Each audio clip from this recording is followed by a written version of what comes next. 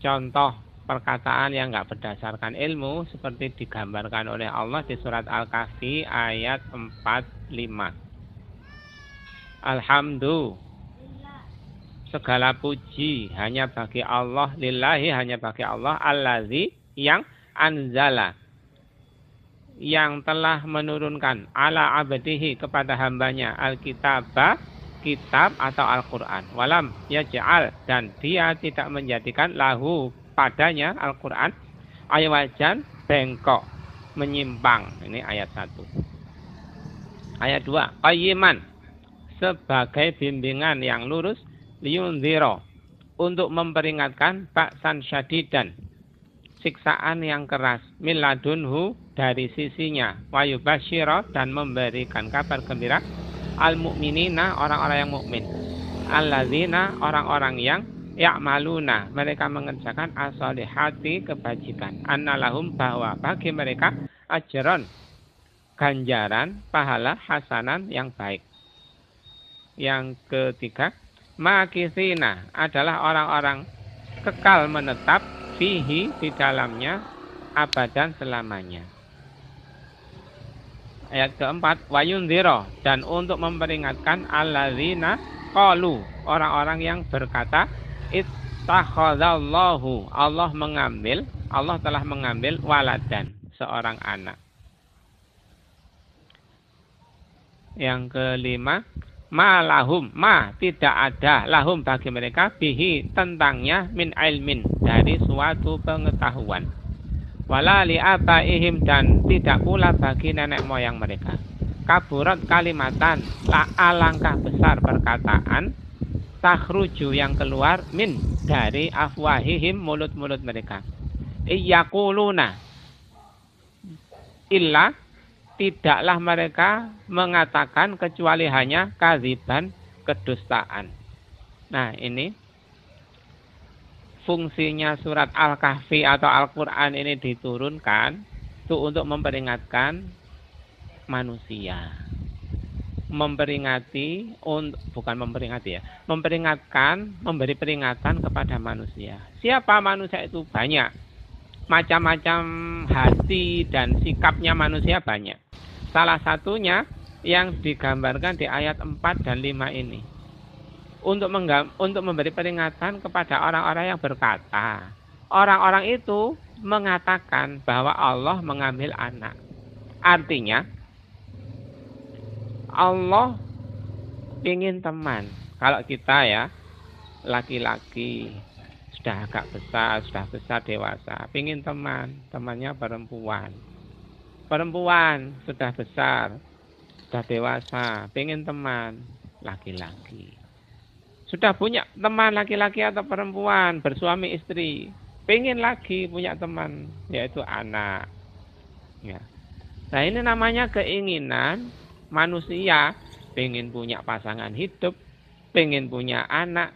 Loh, Allah itu disamakan dengan kita yang pengen punya anak, itu Allah disamakan oleh orang-orang itu, oleh orang-orang yang menyangka bahwa Allah mengambil anak. Nah, mereka orang-orang kafir Quraisy dulu itu waktu diturunkannya Al-Quran dan sebelumnya itu mengatakan bahwa malaikat itu anak perempuannya Allah. Mereka menyembah malaikat karena menganggap bahwa malaikat itu anak perempuannya Allah. Kalau sekarang ada lagi orang lain yang mengatakan Allah mengambil anak.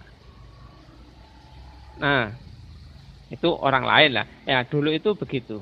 Orang-orang kafir Quraisy dulu itu menganggap bahwa para malaikat itu anak perempuannya Allah.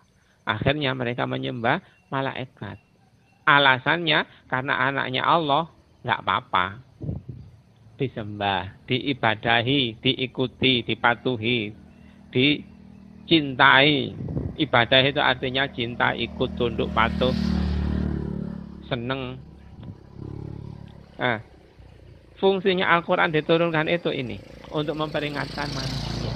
Salah satu bentuk penyimpangannya manusia, itu mereka menganggap Allah mengambil anak.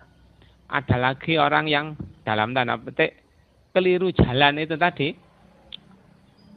menganggap Allah butuh teman untuk mengatur dunia, untuk memberi rezeki manusia dan jin dan seluruh alam isinya ini binatang dan lain-lain itu butuh teman. Nggak mampu sendiri. Makanya ada istilah bolo Tuhan. Jadi bolone Tuhan untuk apa? Tuhan itu dianggap butuh teman itu tadi untuk mencukupi dunia, mencukupi alam ini butuh bolo. Atau untuk menghukum orang-orang jahat, untuk menghukum orang-orang yang melanggar hukum, itu Allah nggak mampu. Akhirnya butuh bolo. Ya itu mereka menganggap bolone Tuhan. Nah, begitu itu keliru. Kenapa kok banyak yang keliru? Pikiran mereka kok banyak yang keliru begitu? Itu nanti dijelaskan di ayat berikutnya. Intinya mereka itu banyak yang keliru. Menganggap Allah nggak mampu. Salah satunya kemarin itu saya baca di belakangnya pickup. Di belakangnya pickup itu ada tulisan, ojo kakean sambat, Gusti Allah nggak ngurusi awakmu tok. Tapi dengan kata-kata yang kasar, bukan awakmu, bukan seliramu, bukan, tapi kata-kata kasar. Disensor ya. Nah, itu sepertinya enak, sepertinya bagus kata-kata itu. Ojo kakean sambat, jangan banyak-banyak mengeluh. Karena Allah nggak ngurusi kamu saja. Nah, itu kesannya bagus ya. Itu sebenarnya menganggap Allah nggak mampu. Nggak mampu ngurusi kita, sehingga kita miskin, kita dijajah seperti yang di Rempang itu. Rempang apa Rempang itu? Orang-orang Melayu disuruh oleh orang-orang bangsa lain untuk pindah dari tempatnya, satu kecamatan. Kalau dikiaskan di sini ya, itu 14 desa itu sekitar satu kecamatan. Satu kecamatan itu jauh dari sini, dari sekitar kampus ini, sampai di terminal sana itu, terminal yang sana, itu satu kecamatan. Jauh sekitar 10 kilo anunya ini, garis lurusnya ini. Kalau luasnya ya mungkin berapa ratus ribu meter atau berapa puluh kilometer persegi gitu ya. Kalau ditarik garis lurus seperti roda itu ya, ada garis lurusnya diameter ya. Nah itu sekitar 10 kilo dari sini ke ujung sana itu. Nah itu semua diusir tanpa diberi ganti untung atau ganti rugi. Alasannya untuk investasi. Lah begitu itu bukan berarti Allah nggak mampu untuk memberi keselamatan, kenyamanan hidup bagi penduduk Rempang. Tetapi begitu itu mungkin ya, ujian bagi penduduk Rempang itu diuji untuk diusir oleh orang lain dari kampung halamannya. Kalau dulu bangsa Indian itu kulitnya merah-merah. Penduduk asli di Amerika itu bangsa Indian. Diusir, dibunuh oleh orang-orang Inggris. Orang-orang Inggris datang ke Amerika, langsung matok-matok tanah di situ. Ini punyaku, ini punyaku, ini punyaku. Punyaku yang ini, punyamu yang itu, dipatok-patok. Terus akhirnya kok melihat ada penduduk asli dibunuh. Banyak namanya dibantai atau diperangi. Banyak orang membunuh banyak orang yang lain, itu namanya membantai. Siapa itu? Orang Inggris yang sekarang jadi orang Amerika itu. Wow, baru tahu dia.